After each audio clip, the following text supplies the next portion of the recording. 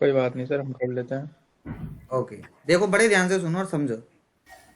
SAP के अंदर, SAP MM में जो मेन काम होता है ना, वो होता है इम्प्लीमेंटेशन का। और इम्प्लीमेंटेशन किस चीज़ की?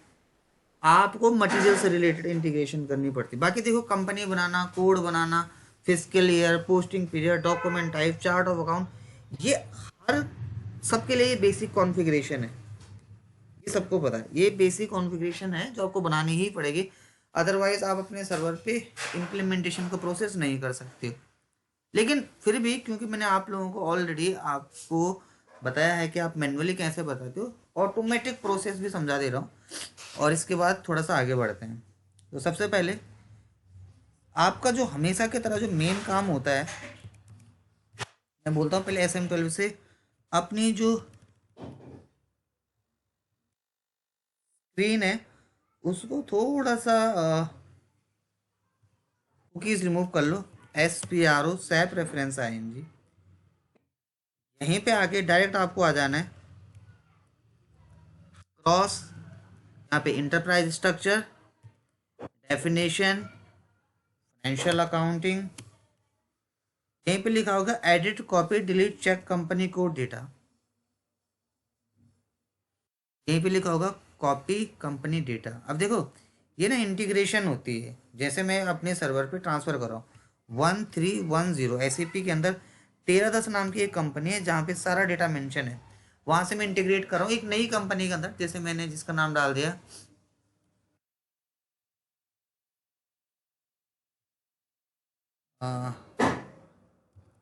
SOLO, solo. इस नाम से ऑलरेडी क्रिएटेड है तो इस नाम से नहीं बनेगा, मैं कुछ और नाम डाल देता हूँ।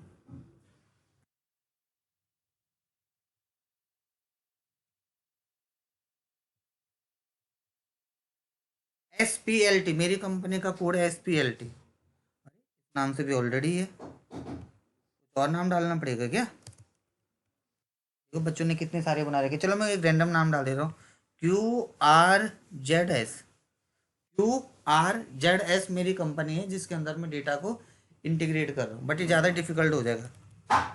ऐसे डाल देता हूँ QQRR। अब देखो वो बोल रहा है कि आपको GL चाहिए। यस, GL चाहिए। कंट्रोलिंग एरिया, अगर मैं यस कर दूंगा तो कंट्रोलिंग एरिया भी आ जाएगा, नो कर दूंगा तो मैन्युअली असाइन करना पड़ेगा। चेंज लोकल करेंसी, करेंसी चाहिए, यस। कौन सी करेंसी चाहिए? Indian rupees, INR currency. Enter मार दो, एंटर मार दो, एंटर मार दो।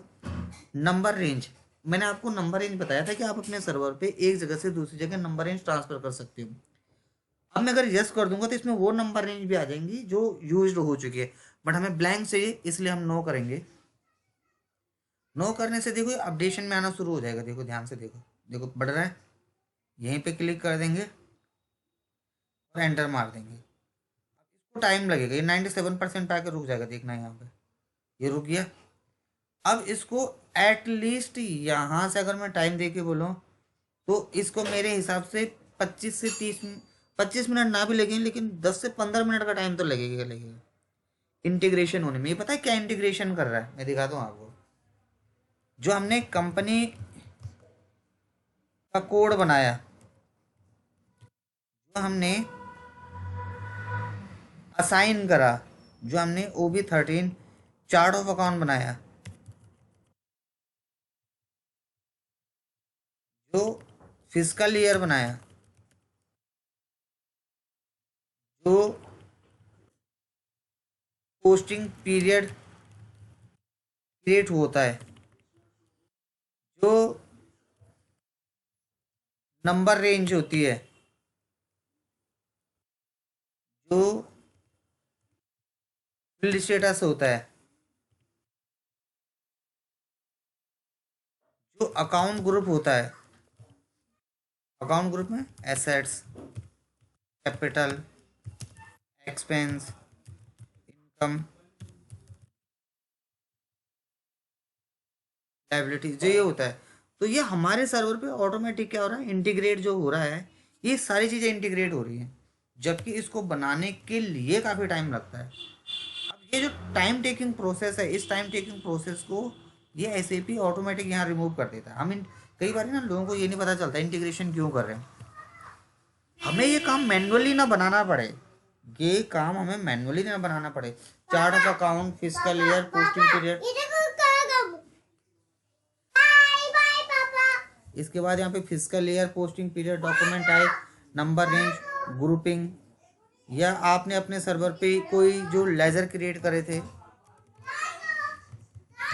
GL क्रिएशन, हमें ये अपने सर्वर पे मैनुअली ना करना पड़े, इसलिए हम इस पूरे प्रोसेस को इंटीग्रेशन के लिए डाल देते हैं। आप इंटीग्रेशन का मतलब कहीं ना लोग नहीं समझ पाते कि what is the meaning of integration. Integration कुछ नहीं, इंटीग्रेशन यही है कि हम अपने सर्वर पे मैनुअल जो हम काम करते हैं उसको क्या कर रहे हैं, उसको इम्प्लीमेंट करें और अपने सर्वर के अंदर सारी की सारी एक्टिविटीज बना रहे हैं। इससे क्या होगा कि हमारे सर्वर पे हमको मैनुअली यूज नहीं करना पड़ेगा, सब कुछ ये ऑटोमेटिक आ जाएगा। देखो मैं दिखाता हूँ तुमको, ये चल रहा है अभी, देखो दिख रहा है, ये पीछे बैकग्राउंड प्रोसेसिंग चल रही है।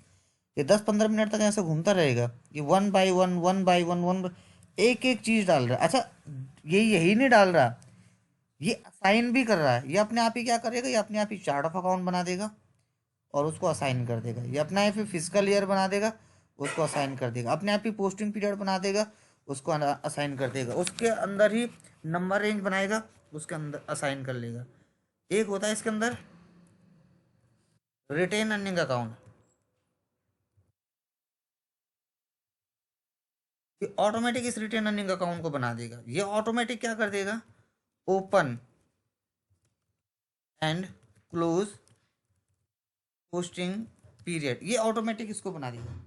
तो बेसिकली SAP के अंदर अगर देखा जाए तो इंटीग्रेशन का बेसिक सा इतना सा मतलब होता है कि आप अपने सर्वर पे सारा का सारा डेटा है वो इंटीग्रेट कर रहे हो एक स्पेसिफिक लोकेशन से और दूसरी जगह उसको ट्रांसफ़र कर रहे हो। इंटीग्रेशन यही होता है, मतलब हम अपने सर्वर पे कोई चीज़ मैनुअली ना क्रिएट करें। अच्छा, मैनुअल क्रिएट करने में इंटीग्रेशन में फ़र्क सिर्फ इतना सा है, अगर आप मैनुअल क्रिएट करोगे तो क्या प्रॉब्लम होगी, आपको टाइम लगेगा, आपको नए बंदे चाहिए होंगे, आपको मल्टीपल डिपार्टमेंट चाहिए होगा। और अगर आपको इंटीग्रेशन आती है तो बनाने की ज़रूरत नहीं है। लेकिन फ़र्क क्या है, फिर यही बोलो कि सर अच्छा ठीक है, अगर आप हमें डायरेक्ट इंटीग्रेशन ही आती हो तो फिर ये टॉपिक्स तो आप किसी को भी नहीं पढ़ाओगे। ये टॉपिक क्यों पढ़ाओगे किसी को, अगर इंटीग्रेशन में 2 मिनट में काम हो जाए। हाँ, ये टॉपिक भी पढ़ाने पड़ते हैं, सीधा सा बेसिक सा रीज़न यही है, ताकि अगर कल को कुछ चेंज करना हो, लेट सपोज पोस्टिंग पीरियड की डेट चेंज करनी हो, चार्ट ऑफ अकाउंट का ग्रुप चेंज करना है, कोई एक स्पेसिफिक कोई भी चीज़ चेंज करनी हो, तो आपको पता तो रहे कि चेंज कहाँ से होता है। अगर हमें यही नहीं पता होगा कि कोई चीज़ चेंज कहाँ से होगी, अपडेट कहाँ से हो रही है ना, वेरीफाई कहाँ से हो रही है, तो वो तो फिर गलत चीज़ है। तो हम SAP MM के अंदर इंटीग्रेशन का पार्ट इसलिए करते हैं ताकि हमको कोई चीज़ मैनुअली ना बनाने पड़े। अगर हम उसको मैनुअली अगर हम उसको मैनुअली बना देंगे तो बस वो टाइम लग जाएगा, काम एक ही है ना। अब जैसे मान के चलो यही चीज़ मुझे कहीं और चाहिए, यही नोट्स मुझे कहीं और चाहिए, तो एक तो तरीका ये हो गया कि साहब आप नोट पैड पे आ जाओ, अब इसको मैनुअली ये चीज़ फिर से लिखो वन बाय वन। और एक हो गया कि इसी को कॉपी कर दिया और यहाँ आके पेस्ट कर दिया, तो आ गया सारा एक ही चीज़। लेकिन लिखने में क्या फ़र्क आएगा, जब आप लिखोगे तो आपको ध्यान रहेगा कि हाँ ये चीज़ यहाँ पे लिखी थी, वरना सोचने का टाइम लगेगा, देखने का टाइम लगेगा, चेंज करने का टाइम लगेगा। तो SAP के अंदर जो मोस्ट इम्पोर्टेंट क्वेश्चन में इंटरव्यू में पूछा जाता है वो यही पूछा जाता है कि इंटीग्रेशन का मतलब क्या है। और ऐसा ही नहीं बोल रहा कि मैं अपने मन से आपको ये चीज़ बता रहा हूँ, देखो मैं आपको दिखाता हूँ।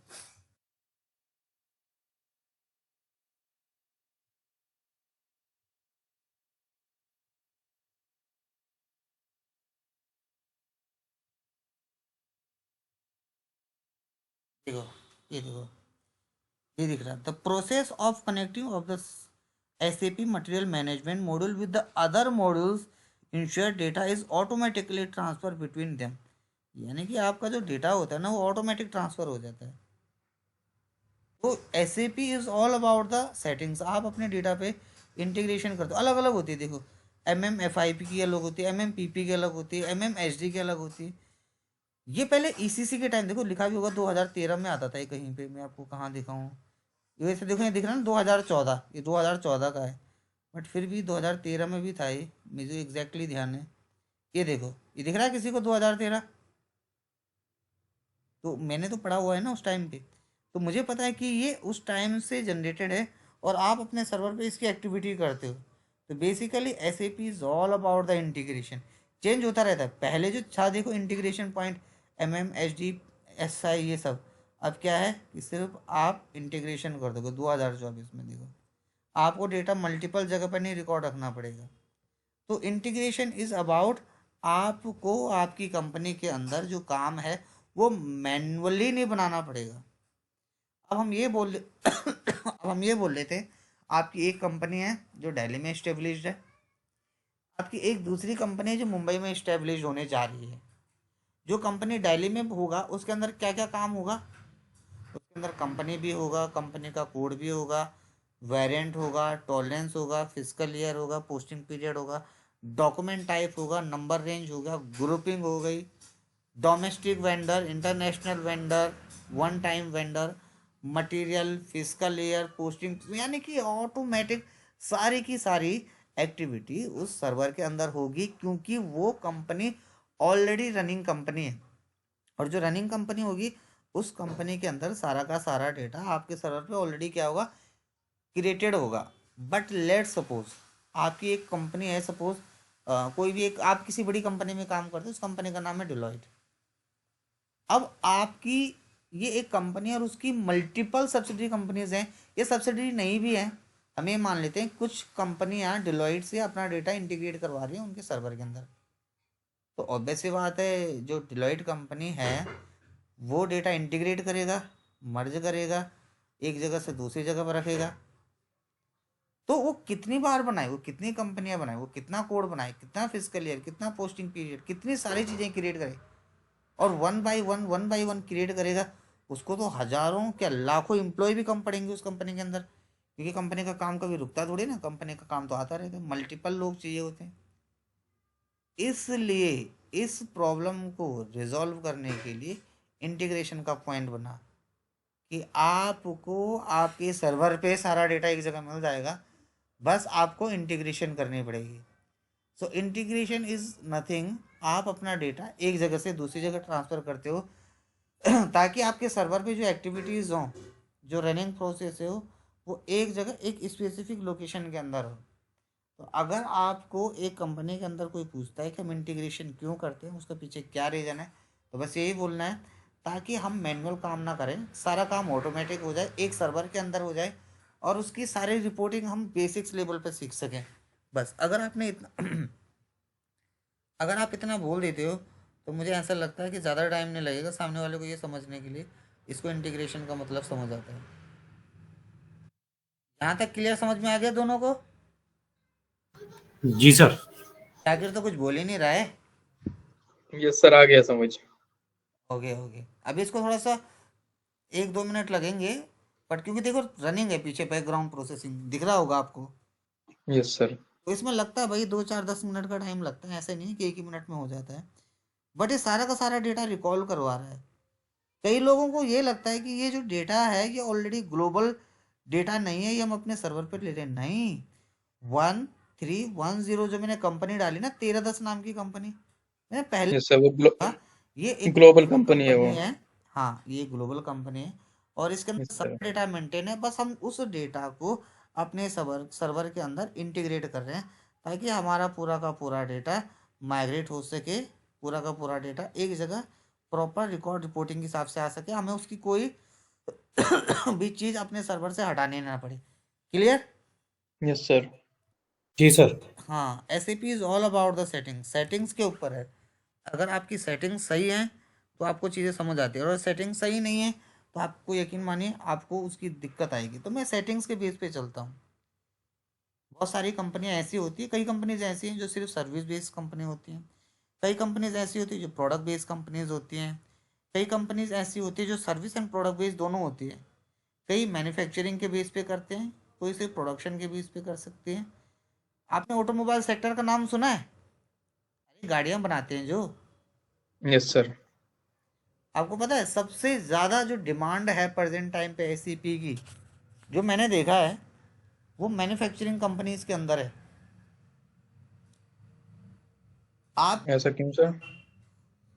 क्योंकि रॉ मटेरियल से ही तो मेन प्रोडक्ट बनेगा, यस सर। है ना। देखो एसएपी के अंदर काम क्या हो रहा है, जो चीज़ें मैन्युफैक्चर हो रही हैं, मैन्युफैक्चर कहाँ होती है, किसी प्लांट में, उनसे प्लांट से स्टोरेज में कैसे उसका परचेजिंग ग्रुप क्या बनेगा, वो सारा का सारा प्रोसेस होता है। Okay. Yes sir. Yes sir.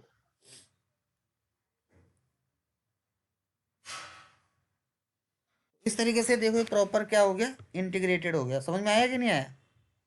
SAP is all about integration. Clear? Yes sir. अगर आपको कोई बोले इंटीग्रेशन कैसे करनी है, क्लियर हो गया? Yes sir. चलो अब जी सर। थोड़ा सा रिकॉर्ड दिखा देता हूँ। एक और भी बच्चा ज्वाइन कर रहा है, मैं तो काफ़ी देर से वेट कर रहा, लेट ही आ रहा है वो भी। आज लेट हो गए भाई विजय तुम काफ़ी। नहीं सर, टाइम पे हूँ, 8:50 का टाइम है। अच्छा अच्छा, पक्का 50 का ही है? हाँ हाँ। देख लो एक बारी, 8:50 ही है। देख लो एक बारी मैसेज फिर से। अच्छा। कोई बात नहीं। तो बेसिकली अब हमने ना इंटीग्रेशन तो कर ही लिए, ठीक है। अब इंटीग्रेशन के बाद क्या होता है भाई, रिपोर्ट भी तो चेक करनी होनी चाहिए। हमें कैसा पता चलेगा कि हमारी इंटीग्रेशन हमारे सर्वर पे हुई भी कि नहीं हुई? इसका बेसिक सा तरीका क्या होता है, देखो आप स्केप से बाहर बाहर आ जाओ। हमने कंपनी का किस नाम से इंटीग्रेशन करी थी? QQRR। QRR। हाँ अब देखो, ओ एक्स 02, मैंने QQRR के नाम से कोई कंपनी बनाई क्या? नहीं। लेकिन आप देखोगे ऑटोमेटिक इस नाम से कंपनी बन गई, देखो। और इसमें डेटा भी आ गया, आप चेंज करना चाहो चेंज कर सकते हो। बट ये चेंज करना तभी तो सीखोगे ना, जब मैंने तुम्हें OX02 से कंपनी का कोड बनाना सिखाया होता। अगर नहीं बनाना सिखाया होता तो कैसे चेंज करते, नहीं समझे? Yes sir. तो आपका जो इंटीग्रेशन का काम है, आप इंटीग्रेशन के बाद कुछ चीज़ चेंज करना चाहो तो वो चेंज कर सकते हो, ये आपके पास ऑप्शन है। अगर आप अपने सर्वर पे चेंज करना चाहो तो आप अपने सर्वर पे चेंज कर सकते हो, ये आपके पास ऑप्शन है। बस डेटा आगे से आता है कि आपने क्या चेंज करनी। आप अपने मन से कोई चीज़ चेंज नहीं कर दोगे। देखो OB62, क्या हमने कोई चार्ट ऑफ अकाउंट बनाया? नहीं। कोई चार्ट ऑफ अकाउंट असाइन किया? और आप देखोगे QQRR ऑटोमेटिक कंपनी का कोड भी बन गया, ऑटोमेटिक चार्ट ऑफ अकाउंट बन गया, असाइन भी हो गया।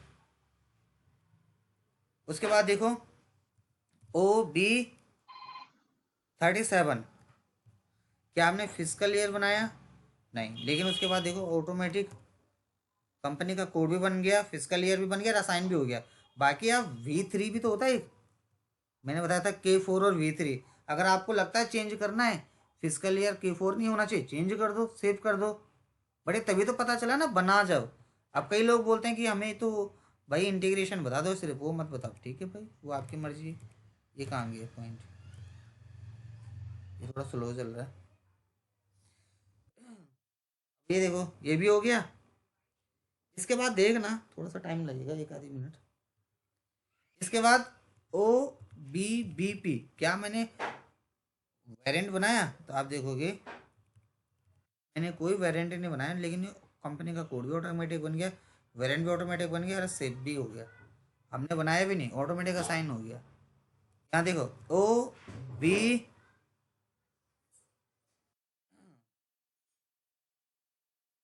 OB35 फील्ड स्टेटस वेरिएंट, कोई फील्ड स्टेटस बनाया नहीं, लेकिन आप देखोगे ऑटोमेटिक ये फील्ड स्टेटस भी बन गया, कंपनी का कोड भी बन गया, असाइन भी हो गया। 110010 ऑटोमेटिक हो गया। OBA7 यहाँ पे डाल दिया। क्या आपने कोई नंबर रेंज बनाई थी? नहीं। लेकिन आप देखो क्या हुआ, देखो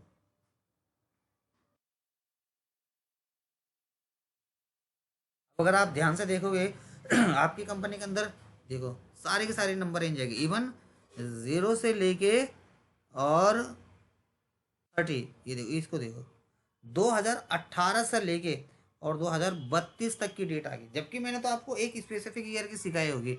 ओके जाकिर, अरे वो बंदा कहाँ गया, लेफ्ट कर दिया क्या? तुम्हें समझ नहीं आ रहा क्या? हेलो जाकिर। आ रहा है सर समझ। ओके, अभी आए। तो ये देखो अगर ध्यान से, तो ये 2018 से लेके 2032 तक की डेट आ गई, देखो यानी पूरे यस साल सर। का काम कर सकते हो आप। देर से इवन अगर मैं बताऊं FS00 से मैंने कोई भी GL बनाना बताया आप लोगों को? नहीं। लेकिन अगर आप ध्यान से देखो, क्या था कंपनी का कोड? QQRR।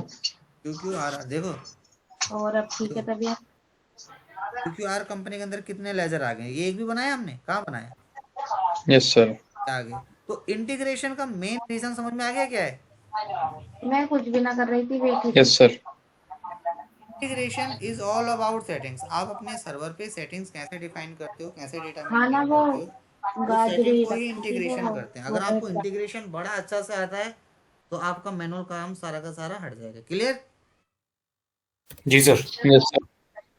कल बाकी कल आपकी जो सेशन होगा वो आप करेक्ट 8 बजे ही ज्वाइन कर लेना, ठीक है? रात में ही खाई ओके थी सर। दोपहर में, क्योंकि तो कल ज्यादा डिले करेंगे नहीं, लेट नहीं कर सकते ना। कल बनाई और ठीक है फिर सर। इसके बाद में क्लासेस होती है। और इंटीग्रेशन वाला पार्ट का मैं वीडियो बना के आपको शेयर कर दूंगा, इसको सही से प्रैक्टिस कर लेना, बना लूँ। ठीक है? Yes sir. और यस सर। इसमें चेंज, इसको चेंज करना भी जरूरी है। मैंने जाके जैसे मैंने बताया एक पॉइंट करके ये बन गया, ये बन गया, उसमें कुछ मेजर चेंजेस करने, उसको चेंज करना भी जरूरी है। ठीक? Yes sir. तो आप दोनों पहले इतना प्रैक्टिस कर लेना, बाकी कल मैं थोड़ा सा ज्यादा सा करवा दूंगा। ठीक है ज्यादा सर। नहीं है बट जितना आपको आ सकता है प्रैक्टिस करना। और कुछ भी ना, बस चलो अब मैं यस सर, समीर को प्रैक्टिस कर समझा लें। रहा हूँ। हाँ आवाज ना